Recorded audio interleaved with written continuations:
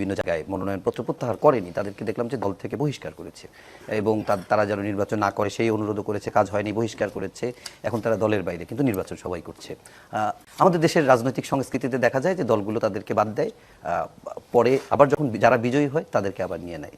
আপনার কাছে কি মনে হয় সেই সংস্কৃতি থেকে কি বের হতে পারবে? কেননা অনেকেই যারা বিএনপির সঙ্গে শরিক দল আছে তারা এই আতঙ্ক বা আশঙ্কায় আছে। এখন ধরেন বিএনপির বা বড় দলগুলোতে প্রত্যেকটা আসনে তাদের নির্বাচনে প্রার্থী হওয়ার মতো যোগ্য প্রার্থী নেতার সংখ্যা 2-3 থেকে 10-12 পর্যন্ত আছে। এরকম নেতা বিএনপিতে এবং এককালে আওয়ামী লীগেও ছিল। এই ক্ষেত্রে তাদের প্রার্থী বাছাই করে দেওয়াটা খুব ডিফিকাল্ট। নিজেদের মধ্যেই নিজেদের দলের প্রার্থী দিলেও বিদ্রোহী প্রার্থী হয়ে দাঁড়ায়, তাদের বহিষ্কার করতে হয়, স্বতন্ত্র হয়। সেখানে যখন জোটের প্রার্থী দেয় তখন তার মনোবল আরও বেড়ে যায়, যেহেতু জোটের প্রার্থী মার্কা ধানের শীষ নিতে পারছে না এবার। তার মানে বিএনপির ওই নেতা তখন মনে করে যে সে সুবিধাজনক জায়গায় থাকতে পারবে, কিন্তু দল যেহেতু জোটের নেতাদের সঙ্গে তারা কমিটেড, তাদের একটা কমিটমেন্ট থাকে যে তাকে জোট থেকে দিচ্ছে, সেই বিবেচনায় দলীয় প্রার্থীকে তখন বহিষ্কার করা ছাড়া কোনো উপায় থাকে না এবং বহিষ্কার করে তাকে একটা চ্যালেঞ্জের মধ্যে ফেলে দেওয়া হয়। যখন বহিষ্কার করলো তখন সে কিন্তু জিয়াউর রহমানের ছবিও ব্যবহার করতে পারছে না, ম্যাডাম খালেদা জিয়া বা তারেক রহমানের ছবি ব্যবহার করতে পারছে না, ধানের শীষ প্রতীকও নিতে পারছে না। তার মানে সে তার ব্যক্তি ইমেজে, ব্যক্তিগত ক্যারিশমা এবং তার ব্যক্তিগত রাজনৈতিক ক্ষমতা বলে সে জনগণের ভোট নিয়ে নির্বাচিত হয়ে আসতে পারে কিনা এরকম একটা চ্যালেঞ্জের মুখে পড়ে যায়। ওই অবস্থায় যদি এত বৈরিতার মুখেও সব হারিয়ে তার একক ক্ষমতা বলে সে নির্বাচন করে স্বতন্ত্র ইলেকশন করে যদি জিতে আসে, তাহলে আপনাকে বুঝতে হবে যে ওইখানে তাকে নমিনেশন না দেওয়াটা পার্টির প্রক্রিয়াগত ত্রুটি ছিল, অথবা জোটের নেতাদের তুষ্ট করতে গিয়ে দলের যোগ্য নেতাকে বঞ্চিত করা হয়েছে।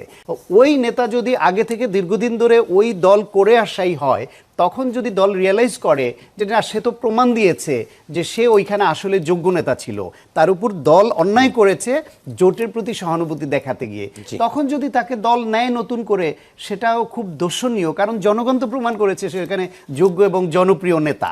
আর জোটের নেতার প্রতি যে সহানুভূতি, সমর্থন এবং সম্মান জানানো দরকার ছিল দলের, দল সেটাও দেখিয়েছে।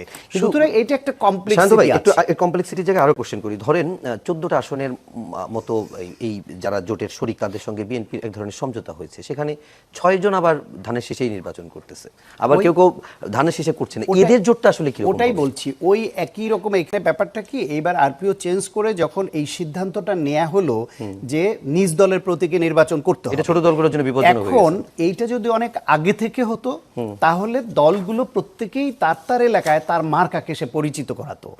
যেহেতু আগে থেকে একটা ট্রেন্ড ছিল এবং সবাই মানসিকভাবে এরকম প্রস্তুতি ছিল, সে এই জোটে যাওয়ার সম্ভাবনা আছে এবং সে এই জোটে গেলে জোটের মূল দলের মার্কাটা সে নিবে।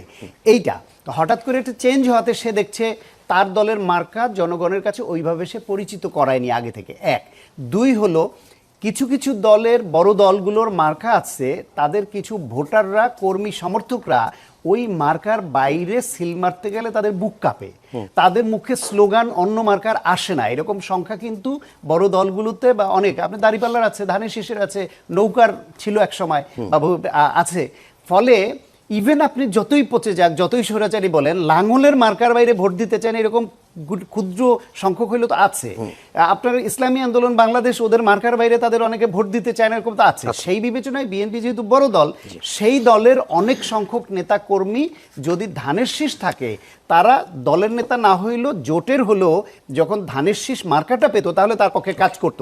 কিন্তু এইবার সেটা সুযোগ নাই বলে এই জোটের নেতারা মনে করছেন যে আমি যদি এখানে জোট থেকে আমাকে বিএনপি ছাড়ও দেয়, ওইখানে বিএনপির কেউ যদি বিদ্রোহী হয় বা এরকম দলের সমর্থন আমি ওইভাবে না পাই, তাহলে আমার জয়ী হয়ে আসা কঠিন হবে।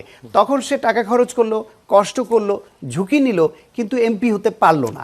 সেই কৌশলগত কারণে সম্ভবত তারা এইবার দলের প্রতি এত তাদের কমিটমেন্ট, ত্যাগ সব কিছু থাকা সত্ত্বেও তাদেরকে এই নির্মম পথটি বেছে নিতে হয়েছে, এটা বাস্তবতা।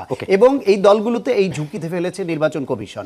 এই অল্প সময়ের মধ্যে আরপিও চেঞ্জ করে তাদের মার্কা দিয়ে ঝুঁকিতে ফেলানোটা ঠিক হয়।